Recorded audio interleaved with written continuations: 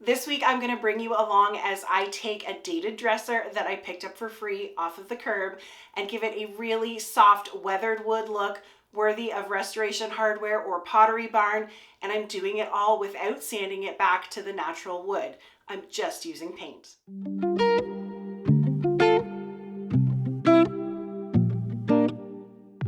Hello, welcome to my channel. My name is Katie and I am a furniture painter. I run an entire business around taking abandoned pieces of furniture that are worn out or just outdated, breathing some new life into them, and most importantly, keeping them out of the landfill. And that is exactly where this sad maple dresser was headed when I scooped it up. It's solid wood and it's not in terrible condition. Someone had already started to fix it up. A few of the corners of the drawers were glued back together and a lot of the dings have already been filled in.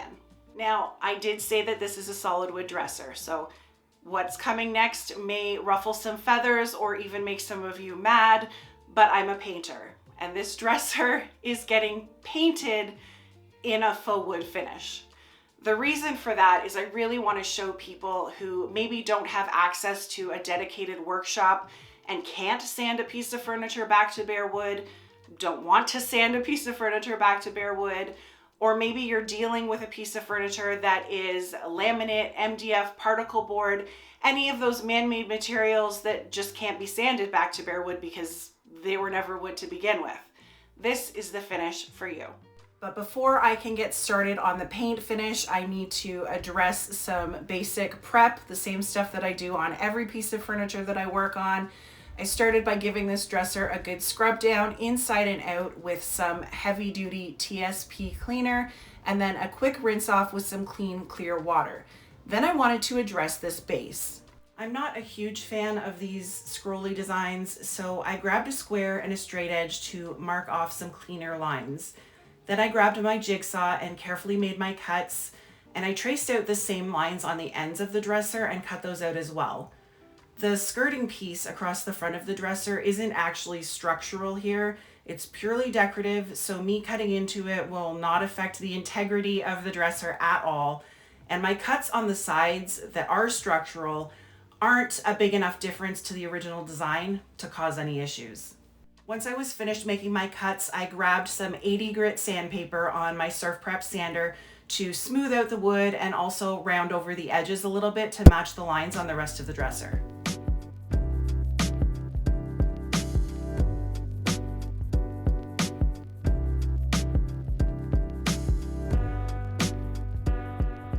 All of the original colonial style hardware was gone when I found this piece, so I definitely need new pulls, and I decided that 2 knobs on each drawer was the way that I wanted to go on this one. That means that I need to fill in all of my old hardware holes, and I just put a little piece of painter's tape on the inside of each drawer to hold the wood filler in place while it dried. While the drawers were drying, I switched out my sandpaper to some 180 grit. Just to scuff sand the body of the dresser. For the finish that I'm doing today, I don't need to do a ton of sanding. I'm not going to worry too much about buffing out scratches or dents. I just need to kind of scratch up this old shiny surface so that my primer and my paint have something to really hang on to and make a good bond.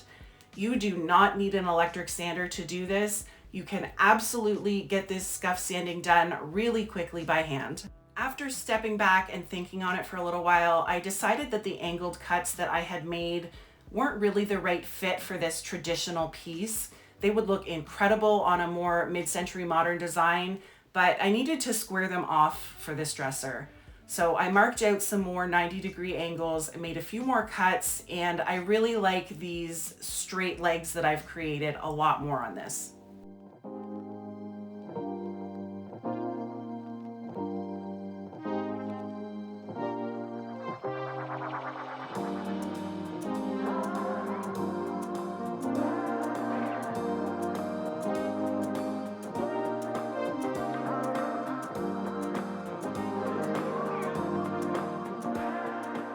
Primer, I'm using Bullseye 123. This is a water-based primer that's great for giving you extra adhesion and creating a really smooth, consistent base for your paint to go on. But even though it says stain blocking on the can, This stuff does not block wood tin and bleed through. So if you're working on a piece that might be a bleeder, I would stick to my usual bin shellac based primer.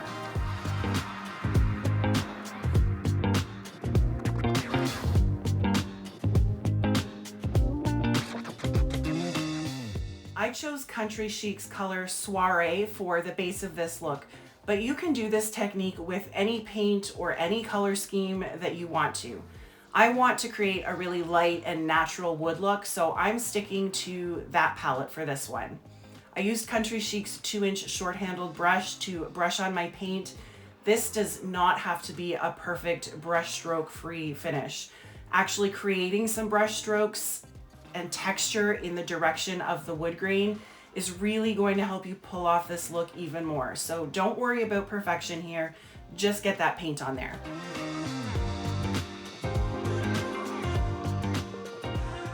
I painted 2 coats of my base color and let that dry overnight, and then the next morning I was ready to start making the magic happen. I'm using Country Chic's clear glaze and this medium brown called Canapé to make my own custom glaze color. The recommended recipe from Country Chic is about 4 parts glaze to 1 part paint, but it doesn't need to be exact at all. This glaze is going to make the paint transparent and also extend the working time so that I can manipulate it to look like wood grain before it starts to set up on me. And it was super hot while I was doing this, so I also added about a tablespoon of water into the mix just to make sure that I had lots of time to work. I used a clean brush to brush on sections of my glaze over the base coat. And when you're doing this, you want to make sure that your brush strokes are going in the direction that you want your wood grain to go. That's just going to help add to the effect. Once I had that first section of glaze applied, I grabbed this little silicone wood graining tool that I picked up in a kit from Amazon. If you don't want to purchase one of these, I think you could definitely make your own out of a piece of cardboard or even just use a wide tooth hair comb to get the same effect. I dragged it back and forth through my glaze, and this just picks up a little bit of that glaze and reveals the undercoat. Once I was done with that wood graining tool, I grabbed my scrubby brush. This is the brush that sits in my painting sink all the time. I use it to clean dried out paint out of my brushes. So it's clean, but it's a stiff bristled brush. And I just dragged that again back and forth in the direction that I wanted the wood grain to go to soften out the lines from the wood graining tool. And that's it. That's the whole technique. The natural base color, another color on top, use whatever tools you've got around your house, get creative, hair comb, wood graining tool, DIY cardboard piece, whatever paint brushes or scrub brushes you've got around the house to create these wood grain lines across your piece. That's all I did here. I just worked a section at a time until I had the whole dresser covered and let it dry.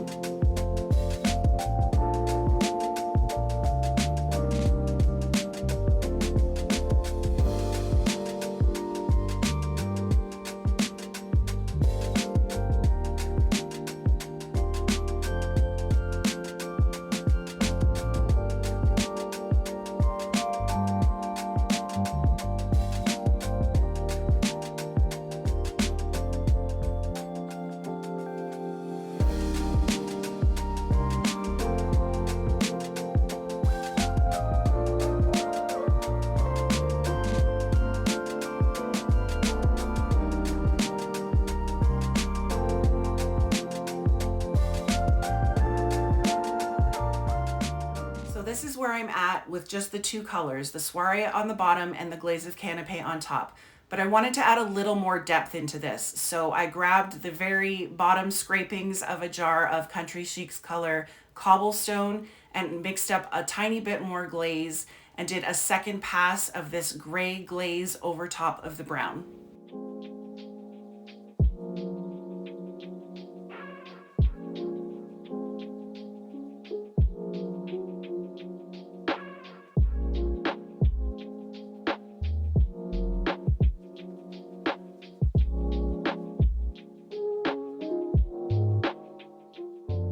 While I was waiting for my gray glaze to dry, I noticed that the inside edges of the dresser were really bothering me, that they weren't painted as well and finished off. So I grabbed my Soiree paintbrush again and just filled in to neaten up those lines and make it look like a tidy finished project. Sometimes I paint this stuff, sometimes I don't. I think it's the difference between hand brushing and spraying. With the sprayer, it is near impossible to mask off the inside of a piece of furniture really neatly. But with a brush and a little bit of painter's tape, you can get some really neat, crisp lines. So why not do it while I'm waiting for the glaze to dry? I put a piece of painter's tape across the front of each drawer so that I could measure and mark off where I wanted my new hardware holes to go, and then drilled those accordingly.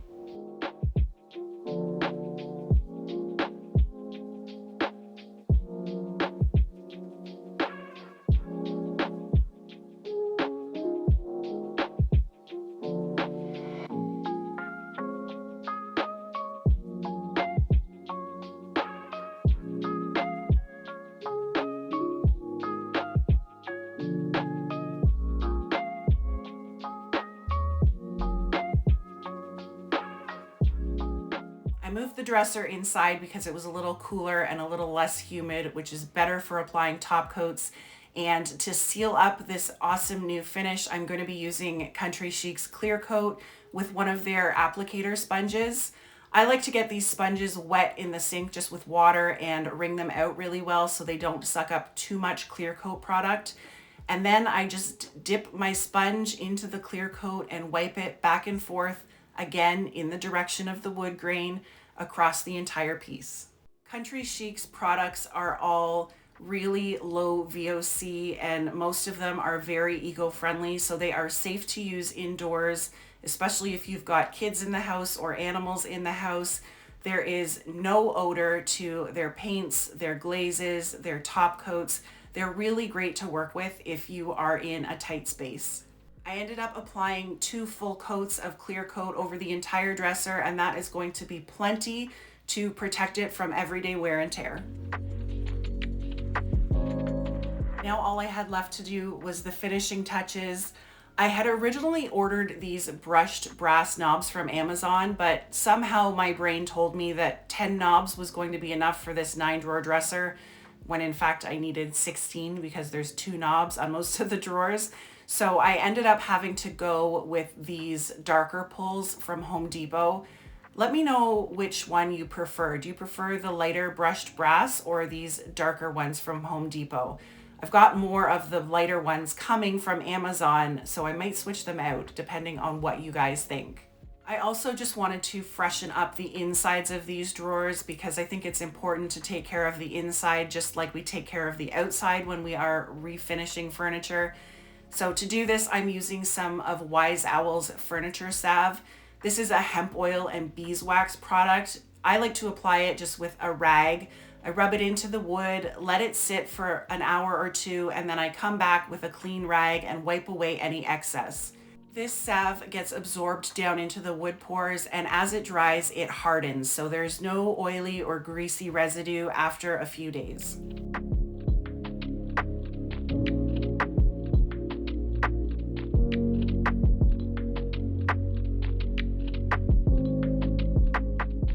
I am so excited about the finished product of this dresser. I know it was a wood dresser to begin with, but like I said at the beginning, this technique can be used on any kind of furniture. If you're not able to sand, or you don't want to sand, or you've got a piece that can't be sanded, this is an incredible way to get this natural bare wood look.